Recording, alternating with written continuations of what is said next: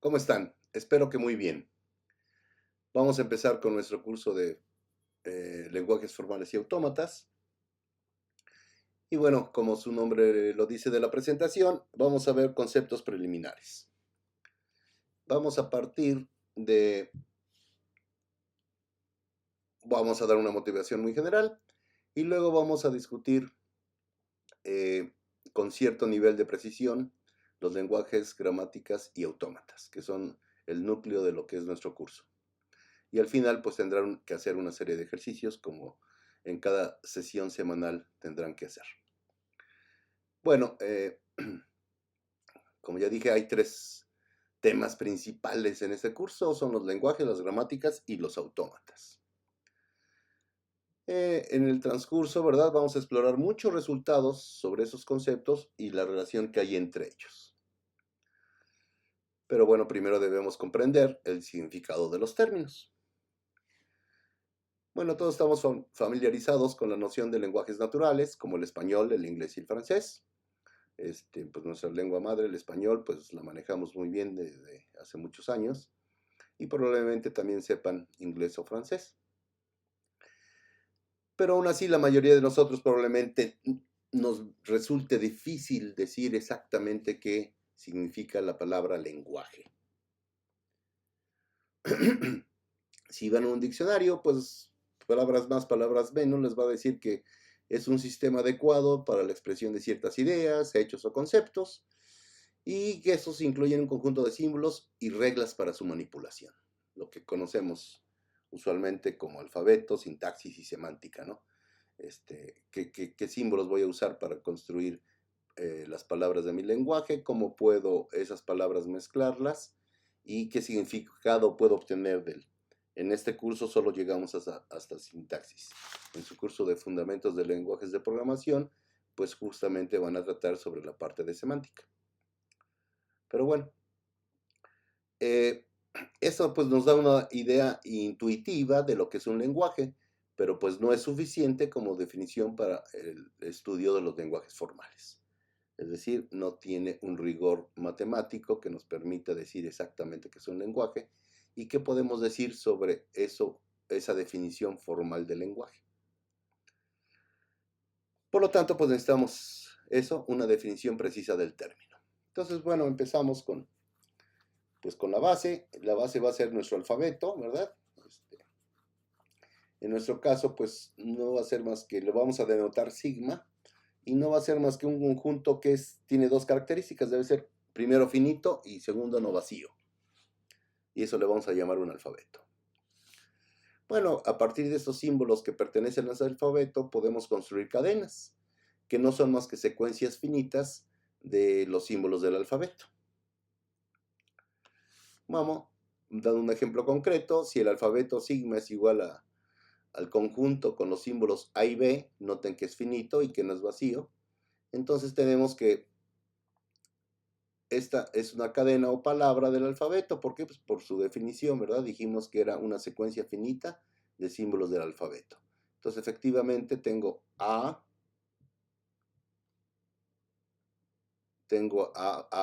B, perdón.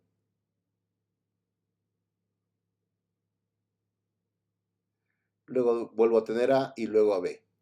Entonces, efectivamente, es una secuencia finita de los elementos del alfabeto, A y B. Y bueno, este es otro ejemplo, ¿verdad? A, B, B, A. B, B, B, A. Pues son cadenas en sigma, cadenas o palabras le vamos a decir. Bueno, con pocas excepciones, vamos a usar las letras A, B y C, etcétera, las letras minúsculas de nuestro alfabeto del idioma español, para elementos de sigma, y vamos a usar U, V, W, etcétera, X, Y, Z para nombres de cadenas. Es decir, las primeras letras de nuestro alfabeto del español las usaremos, o del inglés, las usaremos para denotar símbolos, y las letras finales de nuestro alfabeto español o inglés las usaremos para denotar cadenas. Por ejemplo, cuando escribamos que W es igual a B, a la secuencia que consta de los elementos del alfabeto A, B, A, pues vamos a indicar con esto que la cadena que le hemos llamado W tiene el valor específico ABAAA. Bueno, de ahí podemos partir, ¿verdad?, a la definición de lo que es la concatenación de dos cadenas W y V. Pues no es más que la cadena que obtenemos al poner en el extremo izquierdo de V, perdón, en el extremo derecho de V vamos a poner a la palabra W. Concretamente, si tenemos que W es la palabra compuesta por los símbolos A sub 1, A sub 2 hasta A sub n, y B es la palabra compuesta de los símbolos B1, B sub 1, B sub 2 hasta B sub m, entonces su concatenación pues no es más que poner después de la secuencia de los símbolos que constituyen a W, ponemos la secuencia de los símbolos que constituyen a V, que sería B sub 1 hasta B sub m. Noten que este A sub 1 no necesariamente significa que A sub 1 sea un elemento del alfabeto, significa que A sub 1 denota a cualquier elemento del alfabeto, que simplemente acá lo que estoy diciendo con ponerle A sub 1 es que es el primer elemento de la cadena. A sub 2 será un elemento de sigma, que es el segundo elemento de la cadena, etc. Hasta A sub n, que es el último elemento en sigma de esa cadena. Lo mismo para V. Tiene un primer elemento, en la secuencia hay un primer elemento de sigma, hay un segundo elemento de sigma y finalmente hay un último elemento de sigma. N y M pues son distintos porque no necesariamente podemos concatenar cadenas de cualquier tamaño, no necesariamente del mismo tamaño, por eso es de que los subíndices aquí varían, ¿verdad? Uno es N y otro es M. Entonces la concatenación pues simplemente es, pongo la secuencia de símbolos que corresponden a W y a la derecha le pongo la secuencia de símbolos que le corresponden a V. De ahí podemos decir que la reversa de una cadena se obtiene escribiendo los símbolos en orden inverso. Si W es la cadena que pusimos más arriba, entonces la reversa de W pues no va a ser más que pues eso, poner en orden inverso los símbolos que constituían a W. El que estaba en último lugar, ahora lo pongo en primer lugar, así sucesivamente. El que estaba en el primer lugar de W, ahora será el último de la reversa, de la reversa de esa cadena. Bueno, podemos pasar ahora y eso va a ser muy importante, las demostraciones que haremos sobre las propiedades de nuestros lenguajes tendrán mucho que ver con la longitud de las cadenas que pertenecen a ese lenguaje. Y bueno, la longitud de una cadena de W, pues simplemente la vamos a denotar, como es usual, con W encerrado entre barras, y no es más que el número de símbolos que hay en esa cadena. Bueno, con frecuencia necesitaremos hacer referencia a la cadena vacía, que es como su nombre lo dice, es una cadena que no tiene algún símbolo, y la vamos a denotar mediante lambda. Algunos otros textos usan epsilon, nosotros en este curso usaremos a lambda para denotar a la cadena vacía. Bueno, esta cadena vacía cumple dos relaciones que son muy simples. La primera, pues como podrán imaginar, pues es que la longitud de la cadena vacía es 0.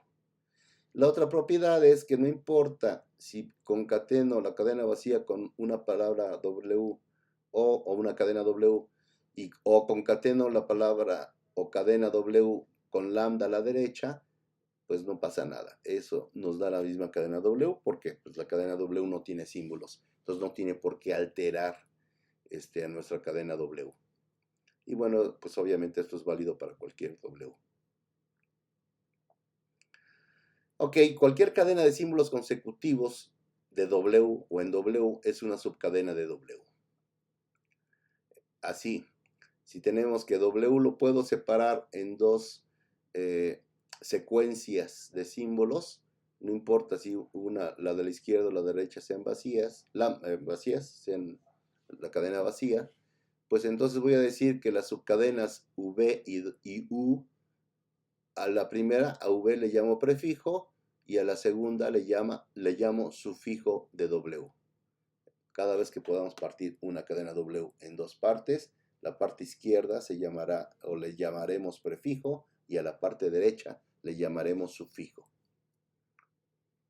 Por ejemplo, si tenemos la cadena ABBAB, entonces, como dijimos, ¿verdad? Por la propiedad que dijimos arriba de lambda, lambda puede ser prefijo de cualquier cadena sin alterarla. Por lo tanto, lambda es un prefijo de esta cadena. A, la primera partecita esta, vamos a ver si me sale. Esta partecita, este primer símbolo de esa cadena también es un prefijo. Los dos primeros símbolos, recuerden, una subcadena pues no es más que una secuencia finita de la cadena original. Entonces AB también es un prefijo en este caso. ABB es otro prefijo. ABBA es otro prefijo. Uy.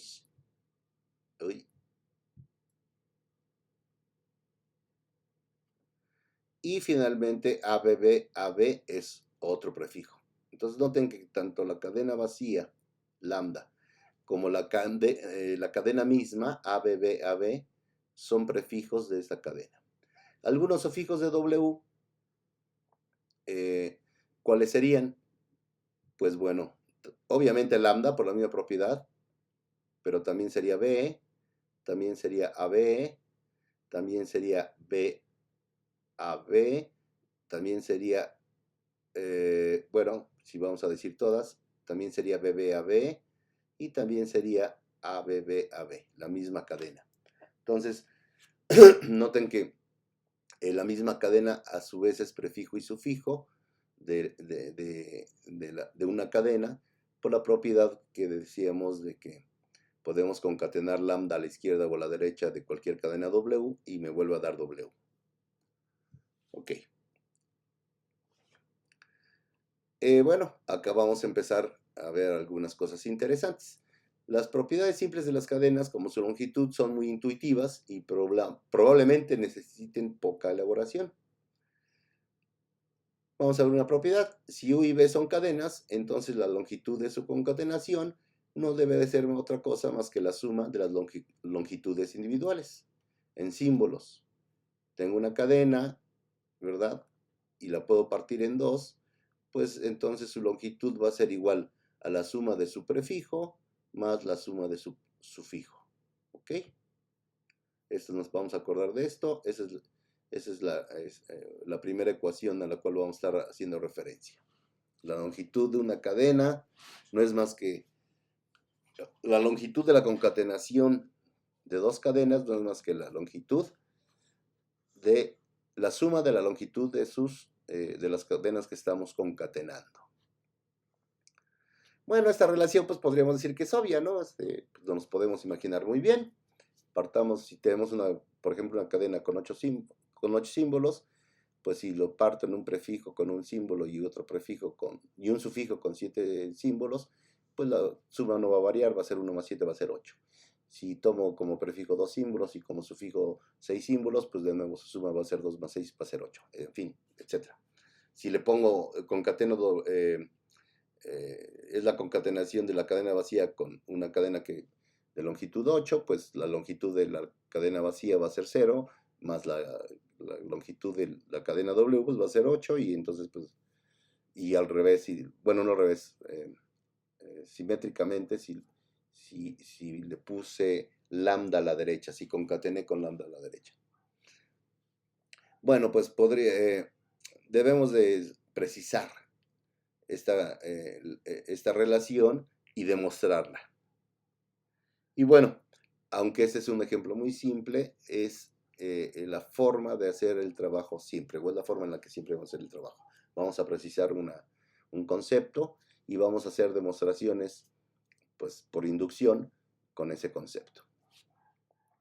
Ok, entonces vamos a demostrar que la longitud de la cadena que puedo dividir en U y V, perdón, no es más que la longitud de U más la longitud de V. Y que eso se cumple para cualquier cadena que yo tome. Bueno, pero necesitamos precisar, para poder hacer una demostración formal, necesitamos precisar qué vamos a entender por la definición de la longitud de una cadena. Y bueno, pues lo vamos a hacer como usualmente se hace en todo lo que es teoría de la computación, mediante definiciones recursivas. Entonces, bueno, ya sabemos, recuerden, ya sabemos que la longitud de lambda es 0. Y bueno, vamos a decir que la longitud de una cadena que tiene un solo símbolo, pues va a ser 1. Y luego vamos a decir que recursivamente podemos calcular la longitud de la cadena formada por W y un símbolo más a la derecha A. Pues no va a ser más que recursivamente dice, bueno, pues calcule ahora la longitud de W y súmele 1. De tal manera que si la longitud de toda esta cadena, por ejemplo, es 5, pues ¿cómo vamos a calcular su longitud? Recursivamente, pues vamos a tomar los primeros 4 símbolos y vamos a dejar el quinto símbolo, que sería el más derecho.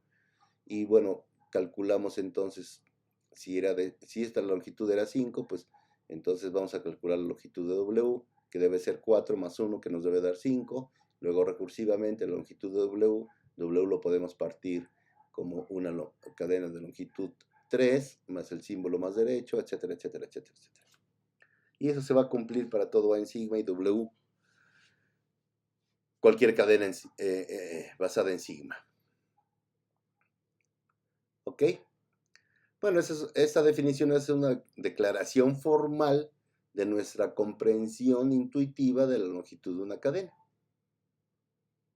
¿Cómo lo podemos leer? Como ya dije, pues la longitud de un solo símbolo es 1 y la longitud de cualquier cadena aumenta en 1 si le agregamos otro símbolo más a la derecha en este caso. ¿Vale?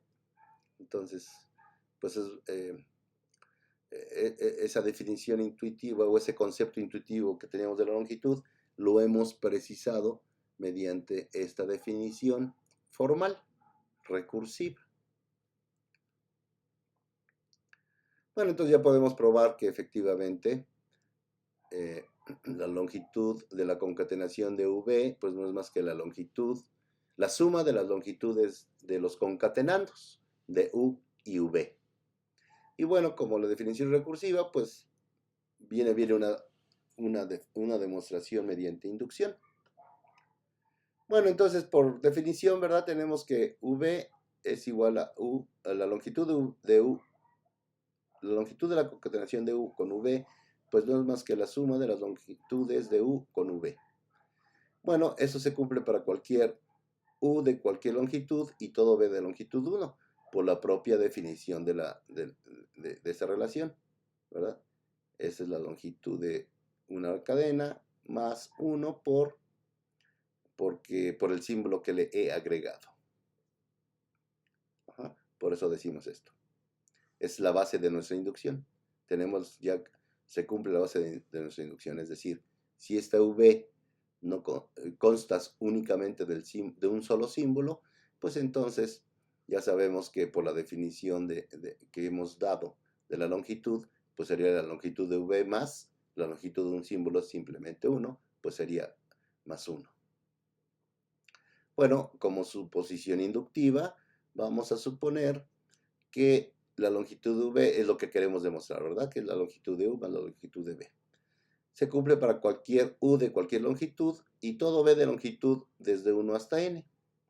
Así, recuerden, así son las demostraciones por inducción. Suponemos que se cumple para N y vemos que se cumple para N más 1.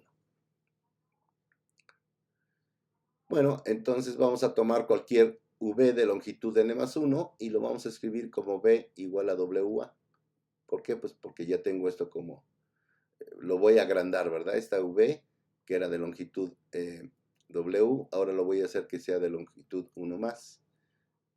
Y le voy a llamar W a la que es de longitud N. Entonces, si W es de longitud N y le aumento un símbolo, pues entonces la longitud va a ser de N más 1. Lo que tenemos, pues por la definición, ¿verdad? Recursiva que dimos, la longitud de V, pues no es más que como acá es la longitud de W más 1 porque A es un único símbolo. Bueno, entonces ahora si quiero calcular la longitud de U seguida de V, pues no es más que V, como V es WA, pues lo escribo así tal cual. U y luego seguido de V, pero V es WA. Y esto pues no es más que por definición, como acá tengo un símbolo, pues la longitud de V más 1. Bueno, entonces puedo aplicar la hipótesis de inducción, porque sabemos que W es de longitud n. Entonces tengo que, como W es de longitud n, sé que por hipótesis de inducción se cumple esto. Y entonces tenemos que, volviendo a reescribir las cosas, que la longitud de U seguido de V no es más que la longitud de U más la longitud de W más 1. Pero la longitud de W más 1, pues justamente aquí dijimos que era la longitud de V. Entonces finalmente pues hemos llegado al resultado que queríamos. La longitud de V, de U seguido de V o concatenada con V, no es más que la longitud de U, la suma de las longitudes de U y de V. Entonces esta relación que queremos probar se cumple para toda U y toda V de longitud hasta n más 1, ¿verdad? Y bueno, con eso pues esa es la idea de la inducción. Si de asumir que se cumple para n, podemos llegar a que se cumple para n más 1, pues entonces podemos afirmar que en general se cumple. Y con eso, pues bueno, completamos el paso inductivo y la demostración. Este cuadrito nos indica que hemos terminado. Ok, siguiendo con los conceptos. Si tengo una cadena W, entonces si tengo W a la n, elevado a la n, pues no va a ser más que otra cosa más que la representación de la cadena obtenida al concatenar W n veces. Así como en aritmética, ¿verdad? 2 al cuadrado no es más que 2 por 2 por 2, ¿verdad? Perdón, 2 al cubo no es más que 2 por 2 por 2. Multiplicar 3 veces W, 2. En este caso no vamos a multiplicar, vamos a concatenar. No existe la noción de multiplicación en cadenas, pero sí la de concatenación. Entonces, haciendo una similitud con la aritmética, pues bueno, W elevado a la n no va a ser más que concatenar n veces W. Bueno, como caso especial, vamos a definir que W a la 0, ¿verdad?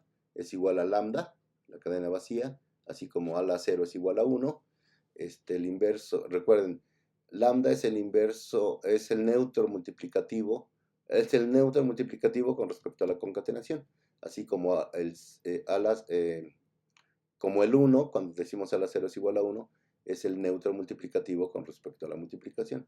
Entonces aquí va a ser lambda es nuestro neutro multiplicativo con respecto a la concatenación. Entonces, bueno, W a la 0 vamos a decir simplemente que es lambda.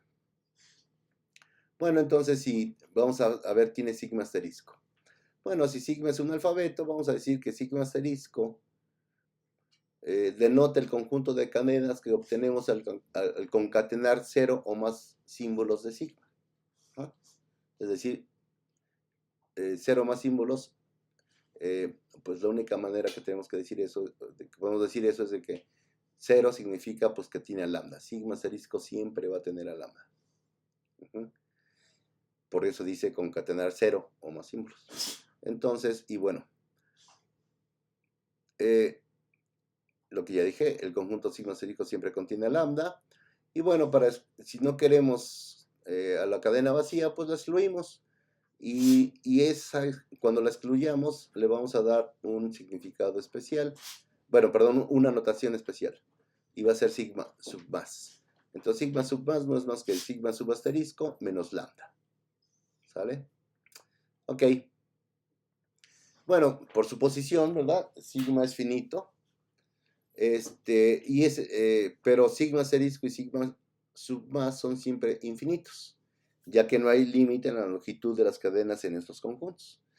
Recuerden, es sigma asterisco es concatenar 0 o más símbolos de el alfabeto sigma. Sigma sub más es al menos tengo que concatenar un alfabeto. Una vez. Es decir, una vez es pues, un solo símbolo del alfabeto. Bueno, entonces una cosa importante y de lo que va a tratar mucho el curso es un lenguaje lo definimos de manera muy general como cualquier subconjunto de sigma asterisco.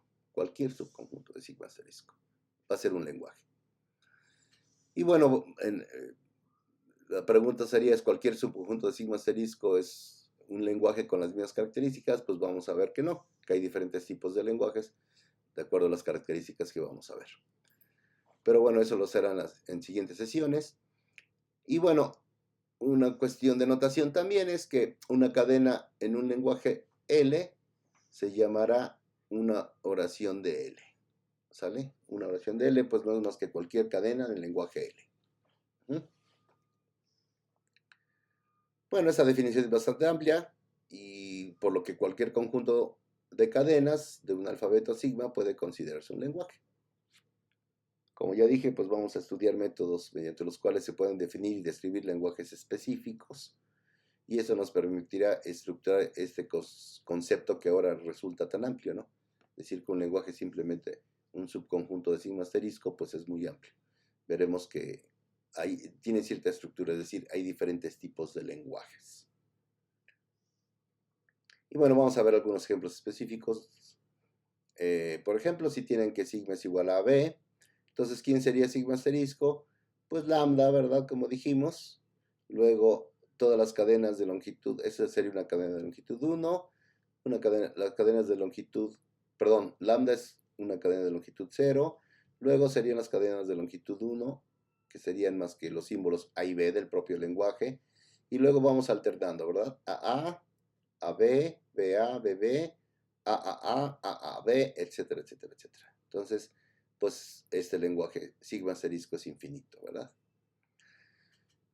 Bueno, por ejemplo, eso es sigma asterisco. Dijimos que un lenguaje no era más que un subconjunto de sigma asterisco, entonces, por lo tanto, el conjunto conformado por las cadenas A, B, pues, pues podemos decir que es un lenguaje sobre sigma sin mayor problema, porque así lo definimos. ¿Qué es un lenguaje? Pues cualquier subconjunto de sigma asterisco. Entonces, pues sí, efectivamente, ese es un subconjunto de sigma asterisco, por lo tanto, pues es un lenguaje. Debido a que tiene un número finito de oraciones, lo llamaremos lenguaje finito. Solo tiene 3 elementos. Sin embargo, si vemos que consideramos el lenguaje L como a la n, b a la n con n mayor o igual que 0, es decir, cadenas de NA seguidas de cadenas de NBs, no importa cuál sea n, mayor o igual que 0, incluso lambda, bueno, también sería un lenguaje sobre sigma, ¿verdad? ¿Por qué? Pues porque son cadenas basadas en el lenguaje, en el alfabeto, perdón, AB. Bueno, noten que las cadenas AABB y AAAABBBB están en el lenguaje L. 4A seguidas de 4Bs. La condición es de que haya el mismo número de As que de Bs. Y primero las As y luego las Bs. Esas están en L. Pero, por ejemplo, ABB no está en L. ¿Por qué? Pues porque le faltaría una A para que estuviera en L o le sobraría una B para que estuviera en L. Este lenguaje L, pues no es más que un número de símbolos As seguido del mismo número de símbolos Bs. Y no hay de otra.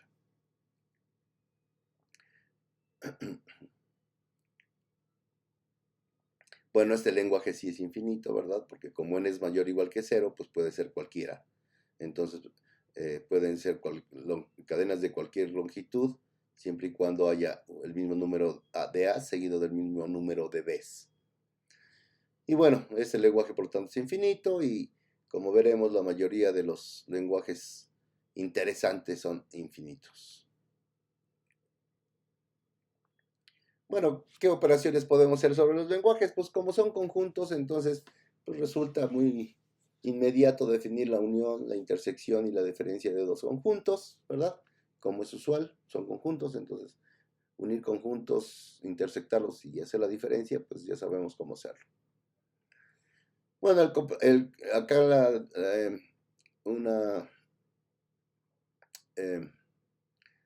hay que notar, ¿verdad?, que el complemento de un lenguaje se define sobre sigma asterisco.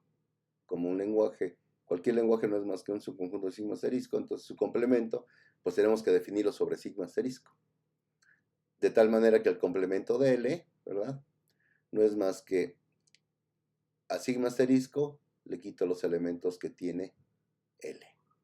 Y de esa manera definimos el complemento de un lenguaje. Podemos definir también la reversa de un lenguaje L, y pues obvio, como está ahí definido, pues no es más que el conjunto de todas las reversas de las cadenas de L. Es decir, la reversa de un lenguaje L no es más que tomo las cadenas en L y las pongo, le aplico a esas cadenas la reversa. Puedo concatenar lenguajes también. ¿Cómo concateno dos lenguajes L sub 1 y L sub 2? Pues muy fácil.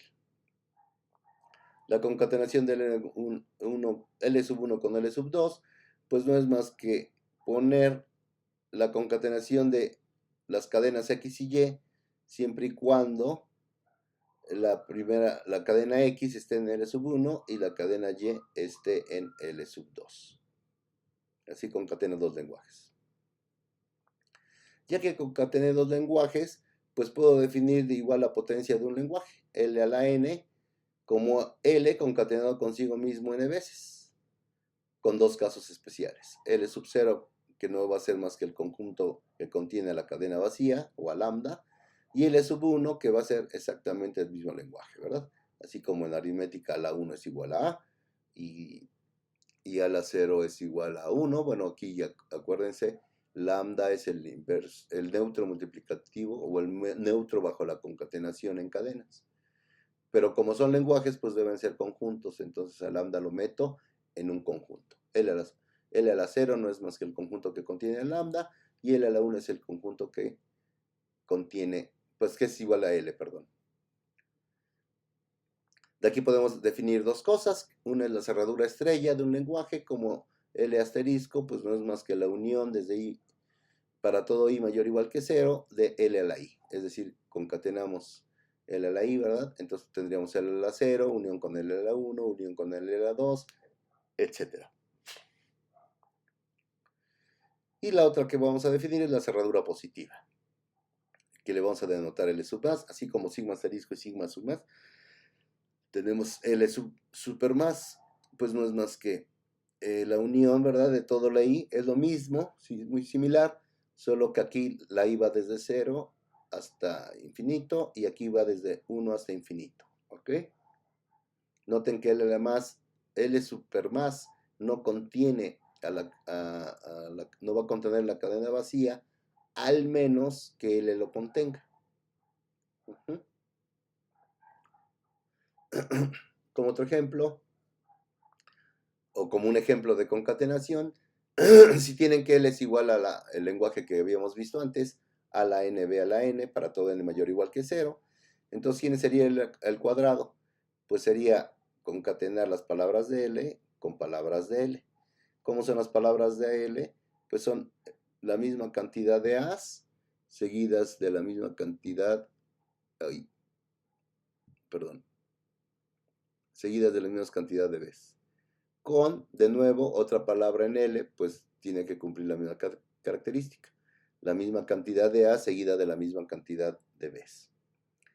Para n mayor o igual que 0 y m mayor o igual que 0. Noten que n y m no tienen que ser relacionadas porque son cualquier cadena de L. Entonces puedo concatenar 3A seguidas de 3B's con 5A seguidas de 5B's, etcétera, etcétera. ¿Qué es lo que dice ahí? N y m no están relacionadas, por lo tanto esta cadena, ¿verdad?, que tiene 2A seguida de 2B's y 3A seguida de 3B's, pues está en L cuadrada, ¿sale? No importa, no tienen que tener la primera cadena la misma cantidad de A's y B's que la segunda cadena la misma cantidad de A's y B's. Bueno, en notación de conjuntos, ¿cómo escribo L a la R? Para este L, obviamente. Pues simplemente, ¿verdad? Dijimos que ponemos en orden inverso, como todos son A's y luego B's, pues la reversa, que serán pues las B's, las NB seguidas de NA's. Un número, una cantidad de B's seguidas de la misma cantidad de A's. Así de fácil lo ponemos con la notación de conjuntos. Pero bueno, no siempre es tan fácil con conjuntos describir los lenguajes. Por ejemplo, pues describan el asterisco para esto o el estrella de la misma manera. Unos pocos intentos lo convencerán rápidamente de que esa notación es limitada para especificar lenguajes más complicados. Bueno, entonces esa es la parte que corresponde a los lenguajes. Ahora vamos a pasar al otro concepto importante, que es el de gramáticas.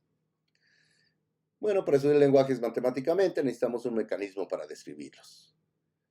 El lenguaje cotidiano es impreciso y ambiguo, por lo que las descripciones informales en lenguaje natural a menudo son inadecuadas.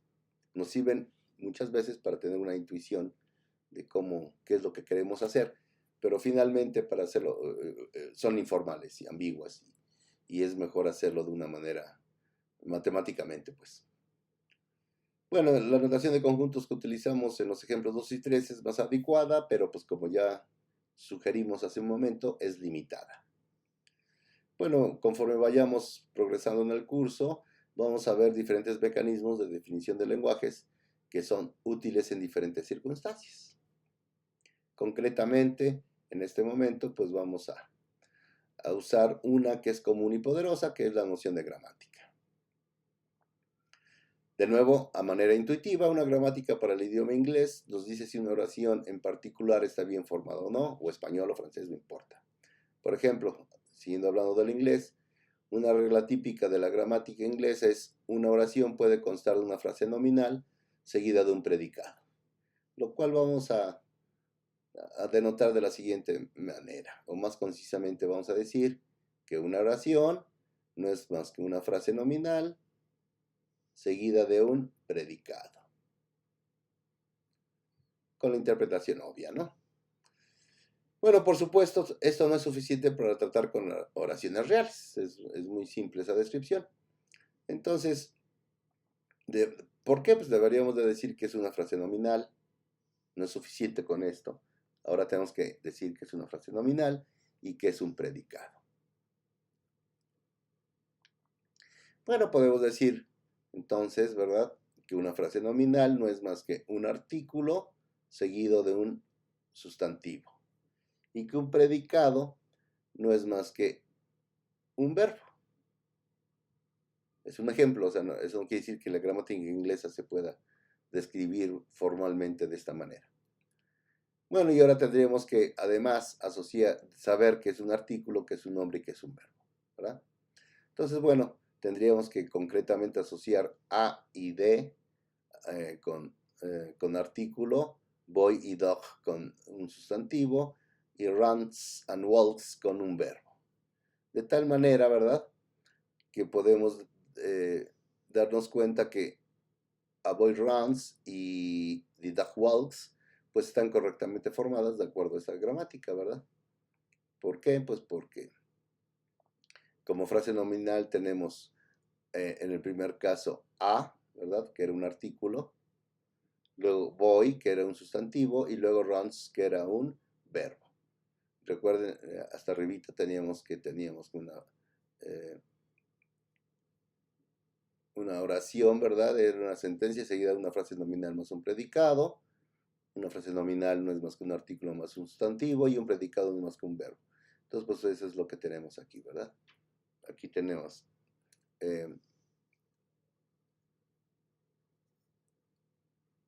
acá tenemos a boy, pues no es más que un artículo más un sustantivo y eso nos da una frase nominal y un predicado, que en este caso pues es el verbo runs y en este caso el verbo walks. Entonces, bueno, pues sí están correctamente formadas de acuerdo al inglés. En principio, si tuviéramos que dar una gramática completa, cada oración bien formada podría explicarse de esta manera. Nada más como cápsula informativa, pues no existe una gramática formal para ningún lenguaje natural. Para ninguno, no solo el inglés. Pero para los lenguajes artificiales que estamos acostumbrados o solemos utilizar en computación, pues sí las hay. Por eso es que tienen analizadores léxicos y sintácticos en los compiladores que utilizan para programar. Bueno, este ejemplo ilustra la definición de un concepto general en términos más simples, ¿verdad? Empezamos con que una oración no era más que una frase nominal más un predicado, y luego con una frase nominal lo bajamos, ¿verdad? Al nivel de que una frase nominal era un artículo más un sustantivo y que un predicado era un verbo, y ya después dijimos exactamente cuáles eran los artículos y cuáles eran los sustantivos y cuáles eran los verbos, ¿no? Entonces, esta es una cuestión jerárquica, ¿verdad? Como un concepto general lo vamos a definir en conceptos más simples. Es una parte de análisis, ¿verdad? Como algo muy general lo vamos analizando poco a poco y lo vamos explicando en términos más simples. Bueno, entonces, como ya dije, empezamos con el término del concepto a nivel superior, que es la oración, y lo reducimos sucesivamente a los bloques de construcción que ya no podemos reducir en el lenguaje, que eran los artículos, que eran los sustantivos, que eran los verbos. Concretamente, ya un sustantivo no lo puedo desmenuzar más, no lo puedo reducir más, tampoco el artículo a o de, tampoco el verbo, lo puedo reducir más.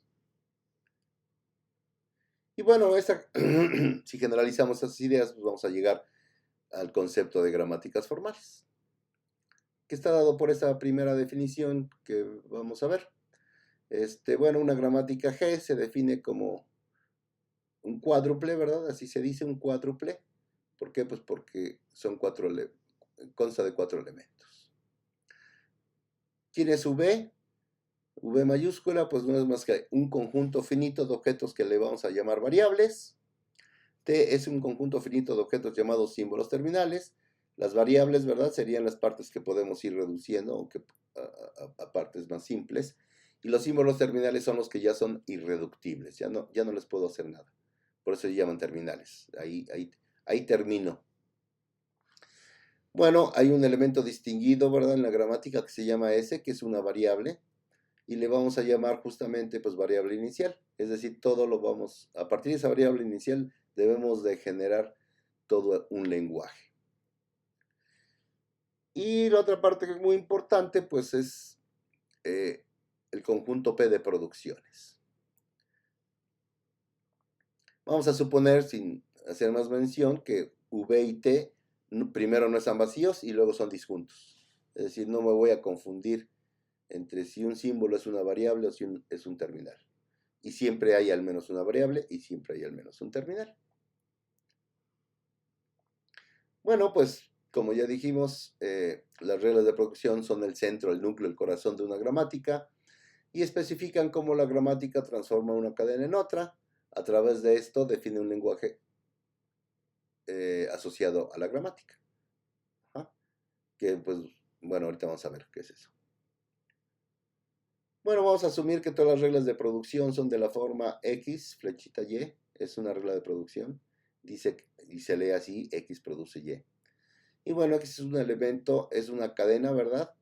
No vacía, porque tiene más, que consta de elementos variables y símbolos variables y símbolos terminales. Y Y, pues aquí sí, en Y sí también son cadenas de variables y terminales, pero como tiene el asterisco, aquí sí puedo tener del lado derecho de una producción, sí puedo tener la cadena vacía o el símbolo lambda. Bueno, ¿cómo dijimos que era el corazón? Las producciones son el corazón de las gramáticas. Entonces, ¿cómo las vamos a utilizar o cómo las vamos a aplicar?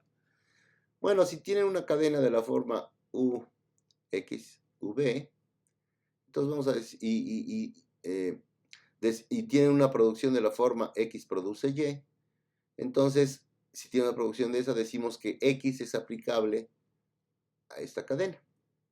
Y podemos usarla para reemplazar X con Y. Y así vamos a obtener una nueva cadena Z de la forma U, Y, V. ¿Qué hice? Pues respeté la U, respeté la V y simplemente la X la cambié por Y, por la parte derecha de la producción. Por eso obtengo U, Y, V o Y, V. Obviamente es distinta la cadena en general, por lo tanto, pues ahora le llamo simplemente Z. Y bueno, esto de que le apliqué a una cadena que es la parte izquierda de una producción y la reemplacé por la parte derecha de la producción, le vamos a escribir así. Vamos a decir que W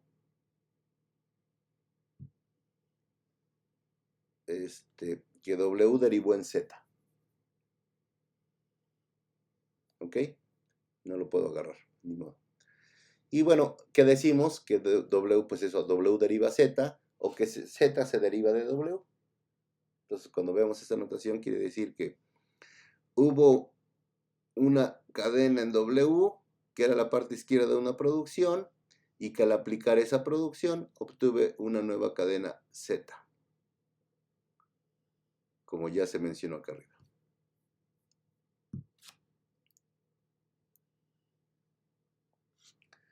Bueno, cadenas sucesivas se pueden derivar aplicando las producciones de la gramática en un orden arbitrario, no hay un orden específico.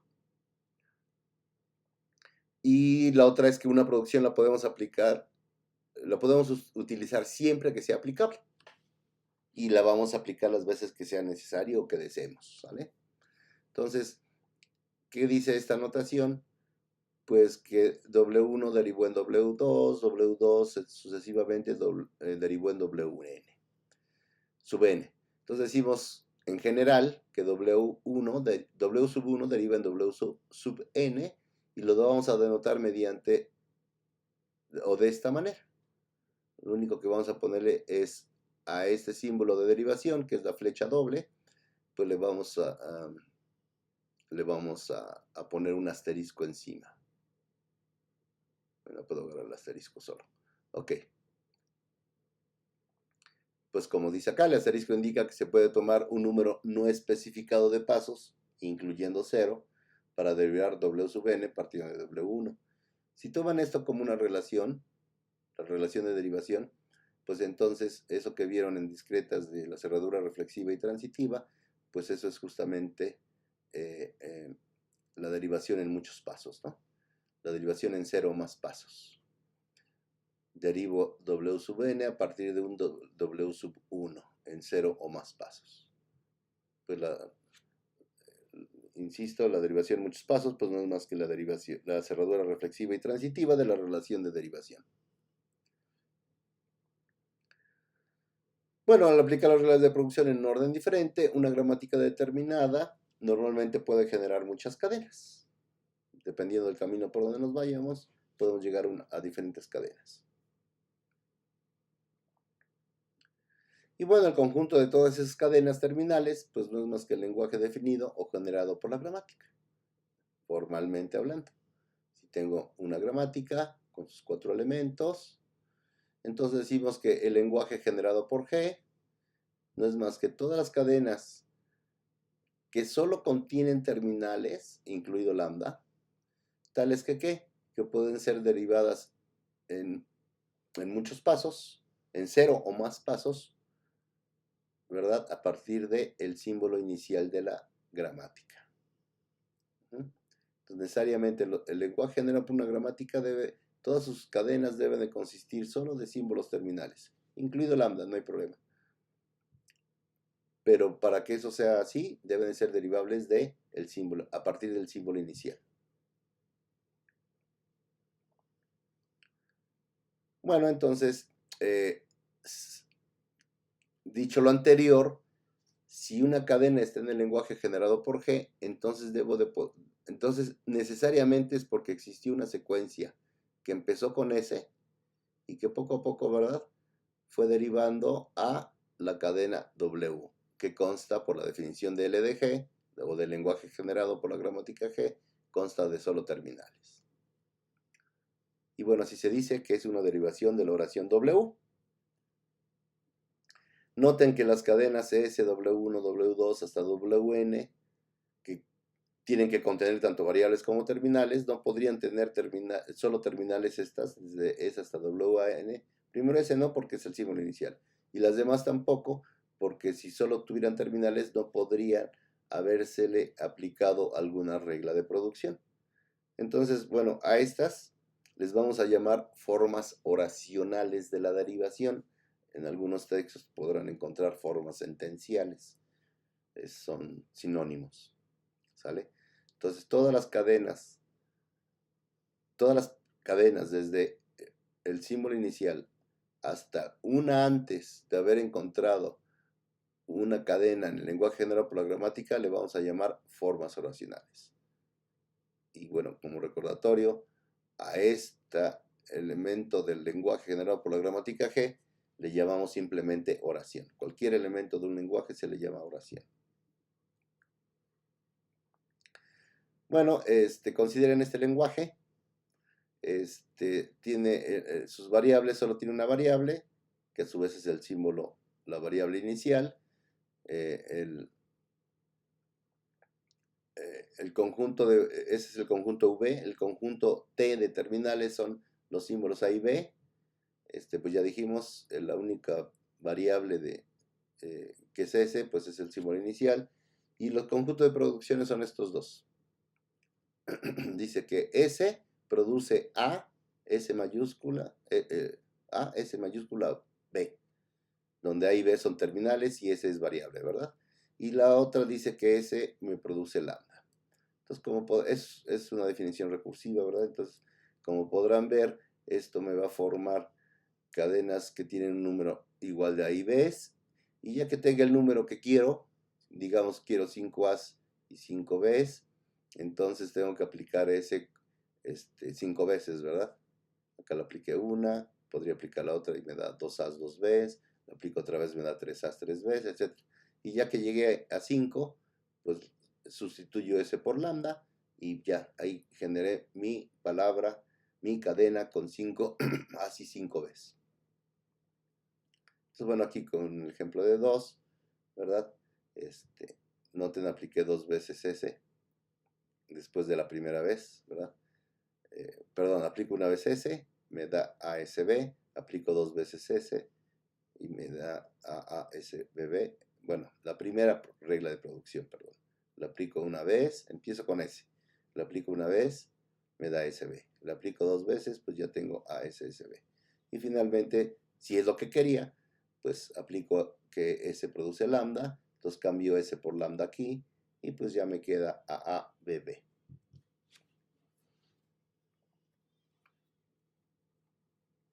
Entonces, bueno, como dijimos, podemos escribir, ¿verdad?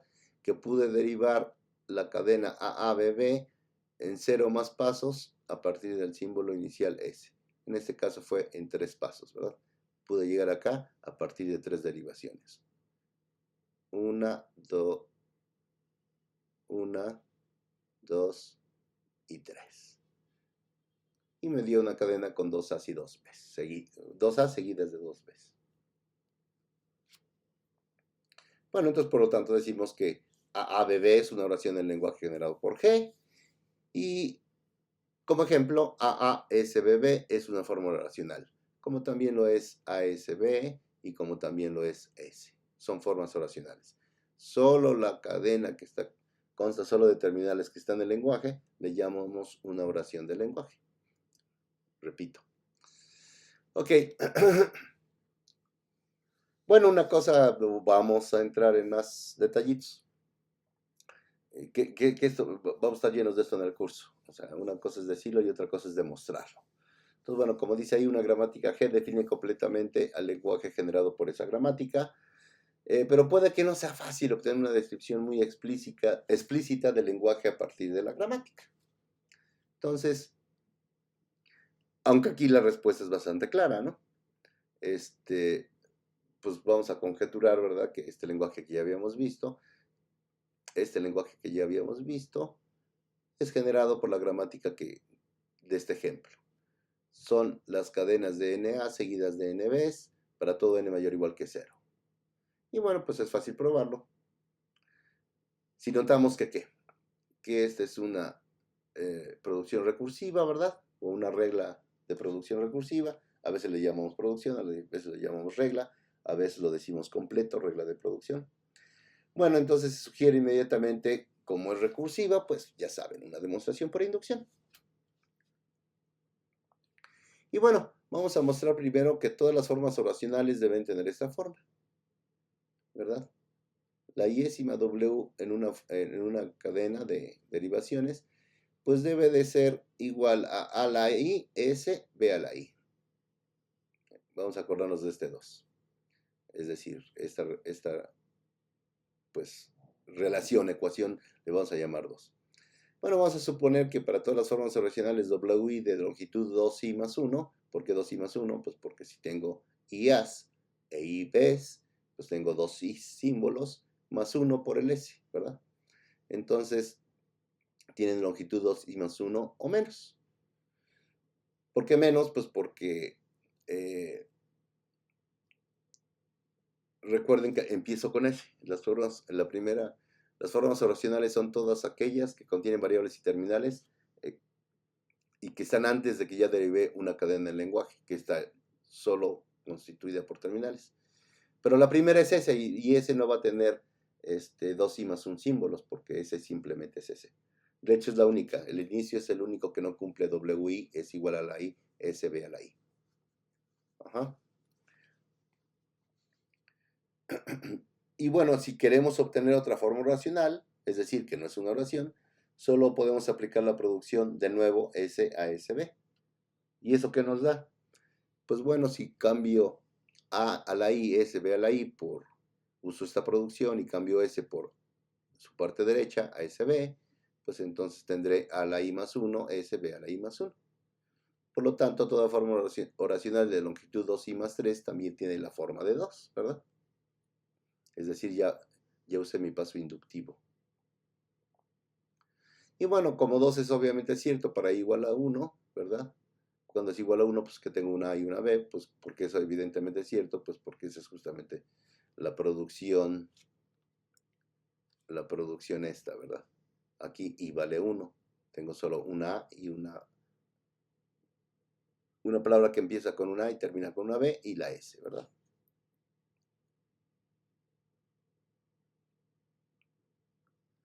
Y bueno, como es cierto para 1, pues, y ya hicimos el caso inductivo, pues entonces es cierto para todo I. Si queremos ahora obtener, noten que esto sirvió para demostrar 2, que toda forma racional, ¿verdad?, tiene esta forma, valga la redundancia. Bueno, ya que queremos obtener un elemento W, pues lo único que podemos usar es la segunda producción, que dice que se produce lambda. Lo usaríamos aquí y pues ya obtendríamos una oración del lenguaje.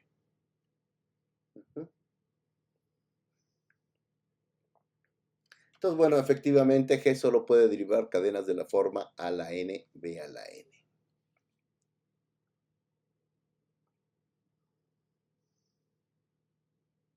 Y bueno, también tenemos que demostrar que se pueden derivar todas las cadenas de esta forma. Y bueno, es fácil, simplemente aplicamos S a SB tantas veces como sea necesario, seguido de S de lambda, ¿no? Entonces, efectivamente, todas las cadenas de esa forma se pueden derivar. No solo lo que deriva es de esa forma, sino todas las cadenas que se pueden derivar, que pertenecen al lenguaje, se pueden derivar mediante este método, ¿verdad? Aplicamos las veces que queramos, las veces necesarias esta producción, seguido al final con que S produce lambda. Bueno, ahora nos piden encontrar, ¿verdad? Una gramática. En el anterior nos dieron una gramática y nos dijeron qué lenguaje genera. Intuimos cuál era, ¿verdad? Haciendo algún análisis y después demostramos formalmente que así era, que de veras ese era el caso. Ahora al revés. nos piden encontrar una gramática, ¿verdad?, que genere este lenguaje. Bueno, pues si se fijan, es muy similar al anterior. Lo único que dice es de que hay una B más. Tengo N As y debe haber una B más que el número de As. Y bueno, pues la idea del ejemplo anterior, pues lo podemos extender a este caso. Lo único que tenemos que hacer, como ya dije, es generar una B extra, lo cual podemos hacer con la producción de esta forma. Genera el mismo número de A's y de B's, mismo número de A seguido del mismo número de B's, y al final pone una B. Y bueno, pues ya sabemos por el ejemplo anterior cómo generar el mismo número de A's y de B's, ¿verdad? Es decir, esta variable A se debe de encargar de eso. Entonces, bueno, pues proponemos esta gramática, ¿verdad? Ahora necesitamos dos variables, S y A, los mismos símbolos, el mismo símbolo inicial, pero ahora las producciones, pues inmediatamente, ¿verdad? A partir del símbolo inicial, meto una B más y luego genero A. Y A como es, pues A es como el ejemplo anterior. Pongo una A, recursivamente pongo la variable A y luego la B. Y cuando me canse de poner el mismo número A y de B's, pongo lambda. Pero ya garanticé que acá llevo una B de más. Bueno, pues derive algunas oraciones específicas para convencerse de que realmente eso funciona y de repasar el concepto de derivación, etcétera, etcétera. Bueno, como los ejemplos anteriores son bastante fáciles, pudiera parecer que hacer argumentos rigurosos pues es superfluo, ¿no? Pero bueno, a menudo no es tan fácil encontrar una gramática para un lenguaje descrito de manera informal o dar una caracterización intuitiva del lenguaje definido por una gramática. Entonces, bueno, para mostrar que un lenguaje dado es generado por una determinada gramática G, debemos ser capaces de demostrar dos cosas. Primero, que cada W en el lenguaje puede derivarse de S usando G. Y segundo, que cada cadena así derivada de veras está en L. Dicho de otra manera, que ese, a partir de ese dada la gramática, a partir de eso puedo realmente generar todas las palabras de W, es decir, como que es completa, mi gramática es completa, genera todo el lenguaje, y que no hay de otra. Si derivé de esa manera las cadenas, a fuerza están en L, es decir, no me pasé, no estoy generando otras cosas, sino genero todas las cadenas del lenguaje, que es completa, y digamos que es válida en el sentido de que no voy a generar cosas que no sean en el lenguaje. Ajá. A fuerza debe estar en el lenguaje. Esas dos cosas tenemos que demostrar siempre. Bueno, como un ejemplo, ¿verdad? Vamos a ver esta gramática. Un ejemplo de esto que acabamos de decir. Tomamos a sigma como AB de nuevo y vamos a, a denotar por n sub a de W y n sub b de W el número de símbolos A y B en la cadena W, respectivamente. Entonces, bueno, la gramática G con producciones de esta manera. S produce SS, S produce lambda, S produce ASB y S produce BSA. Genera ese lenguaje. El lenguaje de las Ws, tal es que el número de A's que contiene W es igual al número de B's que contiene W. Noten que acá lo único que queremos es que el número de A's de la cadena sea igual al número de B's. No importa como antes, ¿verdad? La N, B a la N, que primero todas las A's, un número de A's y luego el mismo número de B's. No, aquí pueden estar en el orden que sea. Entonces, bueno, aquí ya no es tan obvio. Y debemos de proporcionar argumentos convincentes. Aquí nada más como comentario, noten que esta producción S produce SS, vamos a llamarla aquí en este curso como que esas dan la estructura. Digamos, esas nos dan la forma de cómo van a ser las cadenas, pero esas nos dan la estructura. Como veremos más adelante, porque miren, pudiéramos usar esta cadena, esta producción para producir letras que empiecen, cadenas que empiecen con A y que terminen con B, pero también puedo empezar con B y terminar con A. No, recuerden, no tienen que ser puras A y luego puras B, sino puedo empezar con A y luego meter B, etc. Por ejemplo, la cadena AB BA, pues tiene el mismo número de A's y de B's, ¿verdad? Y esa no lo podría formar así, sino que tendría que meter una producción de este estilo. ¿Qué se me produce SS? Veamos. Bueno, cada forma racional de G tiene el mismo número de símbolos A y B, ya que las únicas producciones que generan una A saber, SA, SB y SB, SA, generan simultáneamente una B. Ajá. Lo mismo podríamos decir para la B, ¿verdad? Si genera una B, pues también va a generar una A. Si genera una B, va a generar una A, como quieran verlo. Bueno, entonces, por lo tanto, cada elemento de L de G debe estar en el L. ¿Cuál L? Pues el de las palabras que tienen el mismo, o cadenas que tienen el mismo número de A y de B. Es un poco más difícil ver que cada cadena en L se puede derivar con G. Entonces, bueno, vamos a analizar el problema en resumen. Es decir, vamos los casos más generales, considerando las diversas formas que puede tener cualquier cadena en L. Bueno, suponga que W comienza con A y termina con B. Entonces, ¿de qué forma debe tener? Pues de la forma W debe ser de la forma empieza con A, termina con B, y en medio de ese primer elemento y de ese último elemento debe haber una W sub 1, que pues obviamente para que si W está en L, pues W sub 1 debe estar en L también, es decir, también debe tener la misma cantidad de A's y de B's. Bueno, entonces este caso lo podemos pensar como que es derivado a partir de ¿verdad? A partir del símbolo inicial derivo a SB. Si S de hecho deriva cualquier cadena en L. Entonces, bueno, se puede hacer un argumento similar si W comienza con B y termina con A, ¿verdad? Lo único que diríamos es que a partir de S puedo derivar BSA gracias a la producción que S deriva en BSA.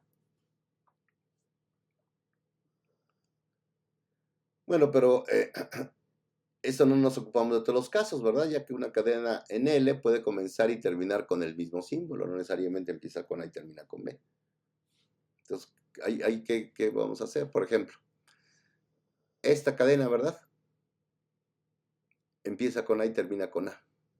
Sin embargo, pues tiene el mismo número de A's y de B's. Acá hay dos A's y acá al final hay una, pues tiene tres A's. Y hay tres B's. ¿Tiene el mismo número de A's y de B's? Sí. En orden consecutivo, no. Pero no importa, eso no es lo que queremos. Pero bueno, nos podemos dar cuenta que se puede considerar, ¿verdad? Como la concatenación de la cadena AABB con la cadena BA. Y eso justamente, bueno, la primera pregunta ¿es eso cierto en general? Bueno, podemos decir que, vamos a hacer el siguiente argumento. Suponga que comenzando en el extremo izquierdo de la cadena, contamos más 1 para una A y menos 1 para una B. Hay como cuando los paréntesis, ¿no? Hay uno que abre, contamos 1. Hay uno que cierra, descontamos 1. Igual acá. Hay una A, le aumentamos 1 a nuestra cuenta. Empezamos en 0. Hay una B, le quitamos 1. Bueno, entonces si una cadena W comienza y termina con A, entonces, si está en el lenguaje, ¿qué podríamos decir? La cuenta será que hay un más 1 después del símbolo más a la izquierda y debe haber un menos 1 inmediatamente antes del más a la derecha. Para que todo sume 0, ¿verdad? Si empieza con A y termina con A. Entonces, leo la primera A, pues le cuento más 1.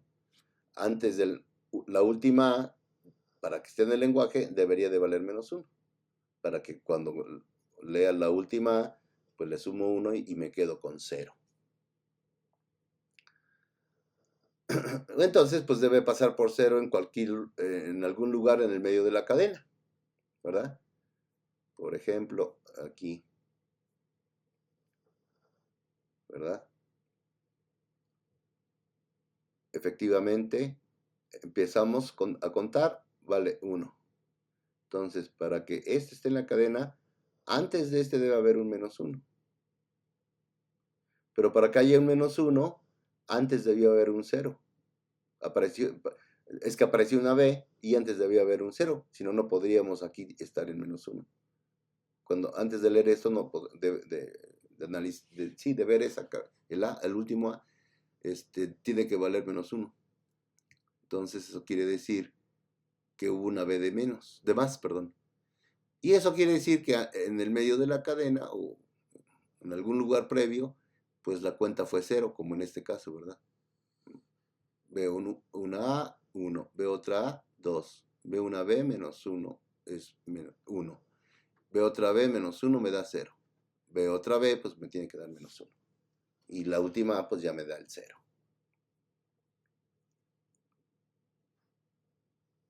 Entonces, pues como dijimos, debe tener esta forma. W1, W2. Donde esa W que empieza con A y termina con A, debemos de poder a partir en una cadena W1 y W2, donde cada una de ellas debe de sumar 0. Al final de cada una de ellas debe de sumarse 0. Entonces, bueno, es decir, deben tener el mismo número así de Bs. Es decir, W1 y W1 y W2 deben de estar en L. Y bueno, pues este caso justamente, como lo dije, es el que nos dio esa estructura. S nos produce SS.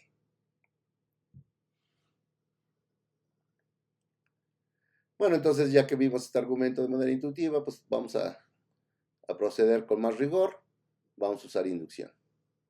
Entonces, bueno, supongan que toda W en L con la longitud de W menor o igual que 2 a la N se puede derivar con G. Entonces, tomemos cualquier W en L de longitud 2N más 2, ¿verdad? Es decir, vamos a dar el paso inductivo. Entonces, si W1 era de longitud 2N, W sub 1 es de la longitud 2N, esta W que consta de A, W sub 1, B, pues va a ser de longitud 2N más 2. Entonces W sub 1 está en L y la longitud de W sub 1 es igual a 2N, ¿verdad? Por lo que acabo de explicar. Por lo tanto, por la hipótesis de inducción, yo puedo llegar desde S hasta W sub 1. Como dice acá, puedo llegar hasta W sub 1. Ajá. Pero antes pude haber usado ¿verdad?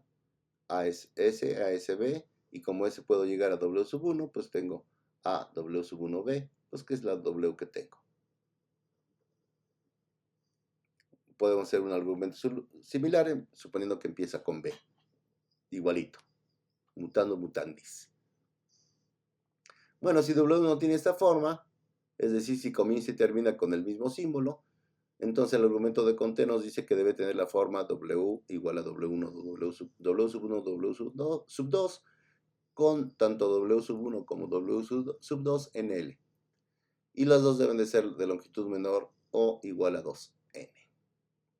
Bueno, por lo tanto, nuevamente vemos que si uso S y en muchos pasos, en 0 más pasos de S derive W1 y en muchos otros pasos de esta S derive W sub 2 y pues eso es lo que queríamos buscar, esa W.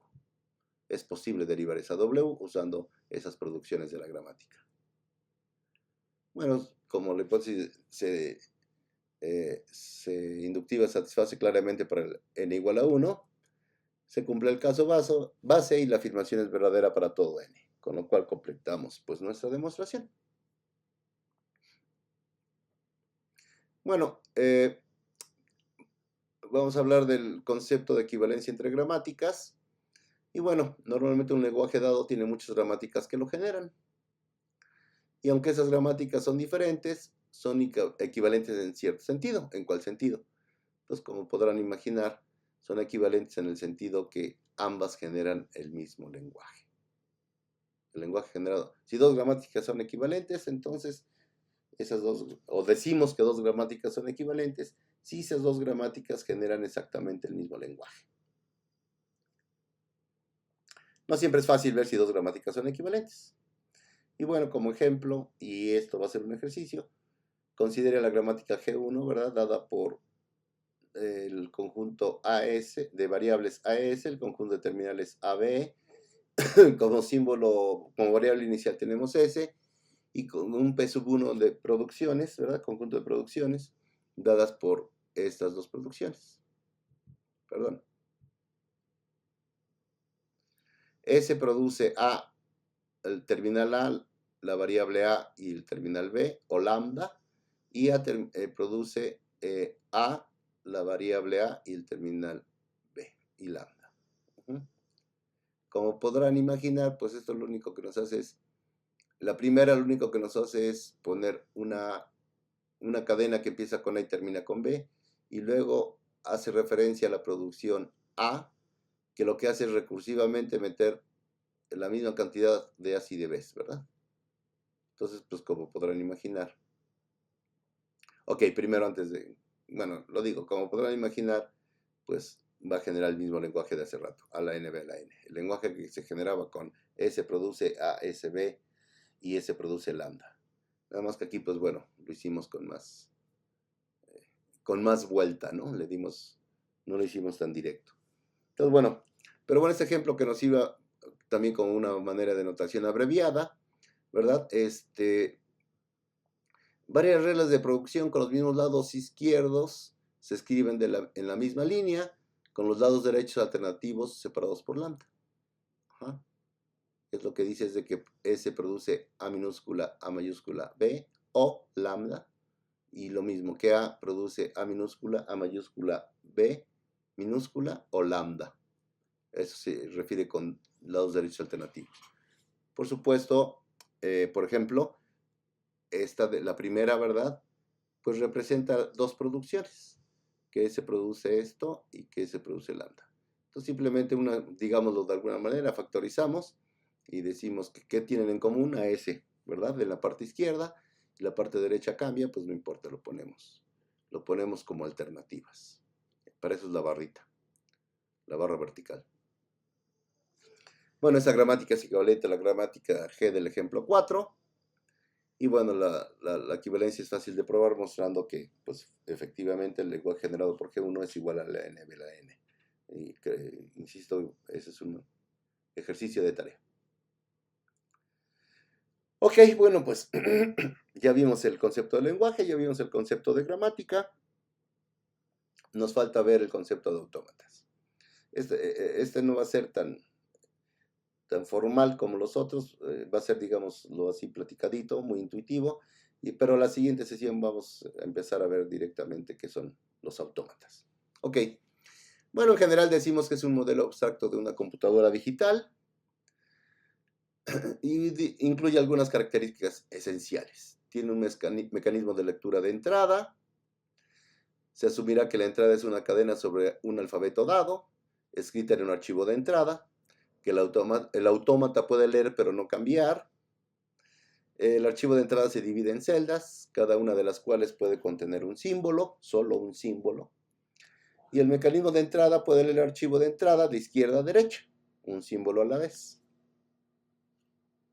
Solo de izquierda a derecha, un símbolo a la vez. No puede regresarse. El mecanismo de entrada también puede detectar el final de la cadena de entrada, es decir, como si cuando detectamos el fin de archivo en un lenguaje convencional.